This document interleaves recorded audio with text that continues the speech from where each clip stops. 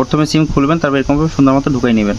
ঢুকানোর পরে এখানে আসার পরে এই যে ডাবল ক্লিক করবেন। এখানে ডাবল ক্লিক করার পরে এরকম থাকবে, ঠিক আছে? আপনার মূলত এরকম থাকবে অপশনটা। আপনি এখানে এসে এই অপশনটা ক্লিক করে অন করে নেবেন। এই যে উপরে পেপার আছে, অন করে নেবেন, ঠিক আছে? সাথে সাথে ওখানে নাও আসতে পারে। এই যে এই দেখেন এখন সিম কিন্তু পায় নাই। এখন আপনি কী করবেন, এটাকে রিসেট দিবেন।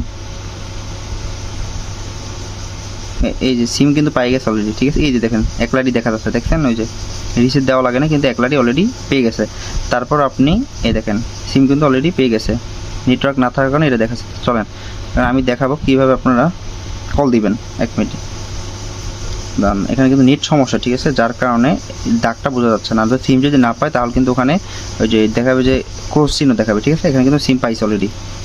এখন আপনার কনফার্ম করার জন্য আমি আপনাকে ভালো মতো এই যে দেখেন ওই যে দেখতে পাচ্ছেন এই যে ওয়ান লারি কিন্তু দেখাচ্ছে, ওই যে ওয়ান লারি, ঠিক আছে? চলে গেল। এই যে দেখেন এক লারি কিন্তু দেখাচ্ছে, মানে সিম সাপোর্ট কিন্তু অলরেডি পাইছে।